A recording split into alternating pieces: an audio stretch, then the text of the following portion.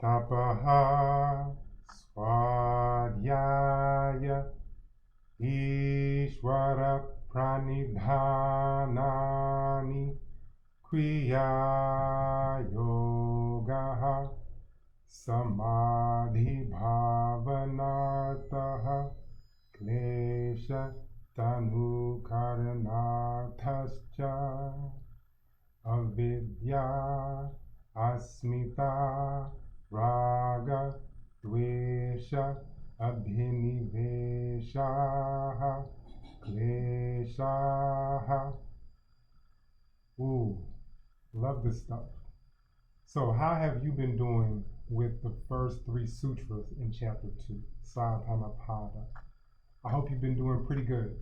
If not, if you're running up against any challenges, feel free to either DM me on Instagram or shoot me an email with an audio recording or a video recording of you doing the chant so that I can observe, listen, and provide feedback where it might be helpful. Okay? I got your back. All right, so let's do a quick review over the first 3 sutras. And Yoga Sutra, well, first, the second chapter of Patanjali's Yoga Sutras has to do with what does yoga look like in action when we're actually doing yoga. And the very first sutra of chapter 2 says Tapaha Swadhyaya Ishvara Pranidhana. And this is Kriya Yoga. All right, Kriya Yoga means action yoga, Kriya meaning action. And the very first criteria that determines whether or not our actions are yogic actions, and remember, it has to meet all 3 in order for it to be yogic. The very first one is tapaha, all right? And that has to do with friction or action or things that we do to reduce the impurities, whether the impurities be on the gross level, physical level, like really purifying our health and our blood and being as best we can on the physical plane. But it also means cleaning up our thoughts, cleaning up our communication, cleaning up our emotion. Sometimes our emotion can kind of wreak havoc in our life if we don't tame it.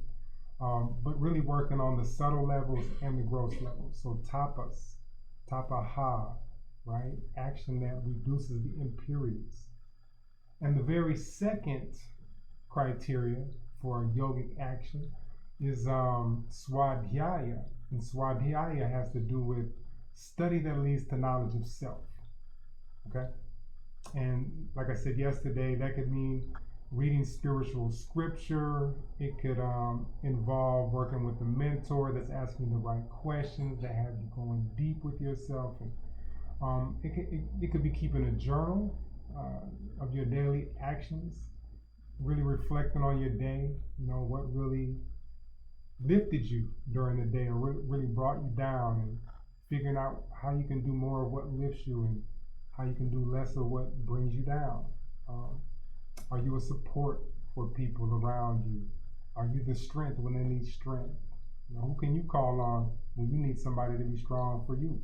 All of these things have to do with knowing who we are. So any kind of study that we partake of that leads to knowledge of self is swadhyaya, reflection, self-reflection, self-knowledge. And then finally we have Ishvara Pranidhana, right? Ishvara being the divine ideal of pure intelligence, or what I like to say, the infinitely intelligent divine ideal of pure awareness, okay? That's Ishvara. Some people call it God, some people call it the Oversoul, Allah, the universe. You can call it what you want to call it, it doesn't matter. But whatever that force is for you, just know that it has your back. And that's pranidhana, right? Complete surrender and not worrying about anything, trusting that the universe really does have your best interest at heart. So if it puts you through something, if there's a tough time that you're encountering, it's not to punish you, it's really to help you be stronger for whatever's coming next, because there's something coming next, trust me. As long as you're going to sleep tonight and waking up tomorrow, there's something else. There's something next. All right?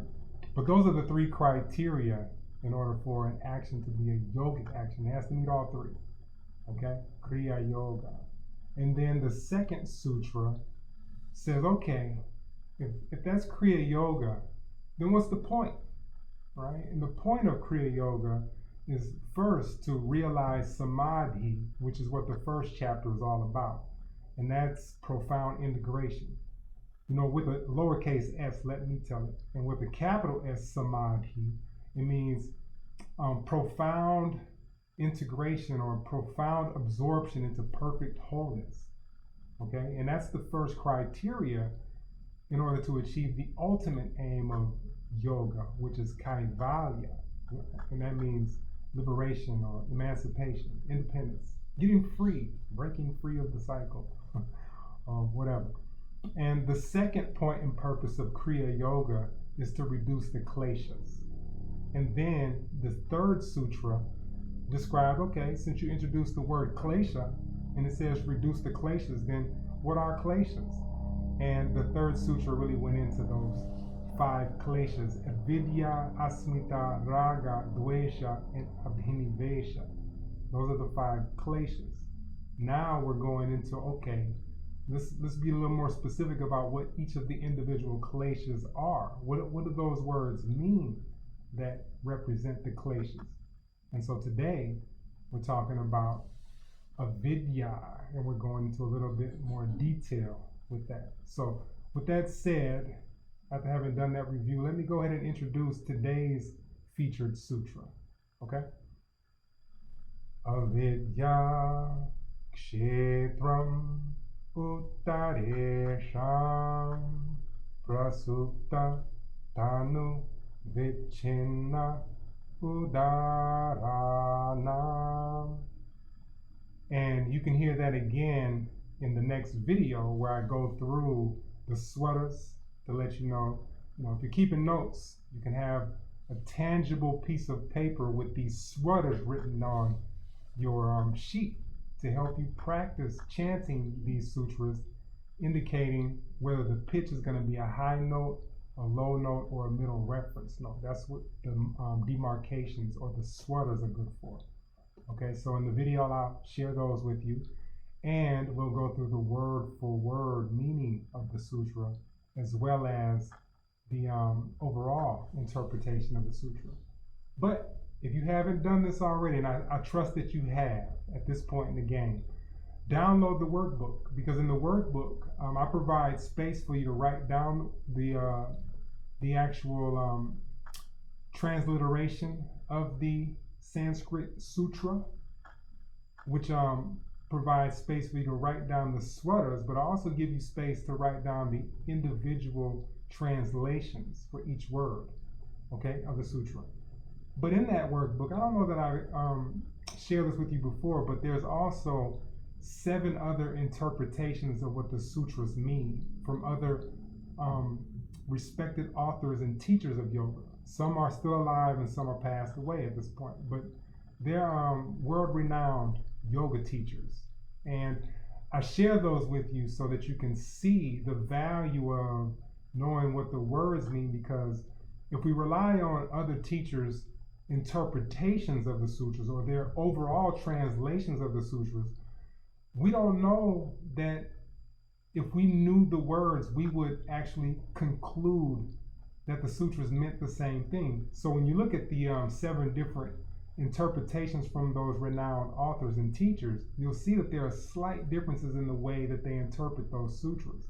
Now, if we're only learning from other teachers what their interpretations are, then we're essentially interpreting their interpretation. And that could cause us to drift a little further from the actual meaning and essence of what the sutra is trying to convey. So I really find a value in knowing what the words mean individually so that we can see them in their own order and arrangement, and we can let our soul kind of extract meaning from it so that we can internalize what the sutras mean in our own way. So, that's the value I see, and I hope to infect you with that same curiosity and interest in learning the sutras. But anyway, that'll do it for this part. I want you to go over to the next video and see what the words mean and have an opportunity to practice chanting the sutras back as I chant those a few more times for you over there. So anyway, enough here. I love you. I'll see you on the next video. Until then, because you might take a long break between now and then, take very good care of yourself. See you on the next side.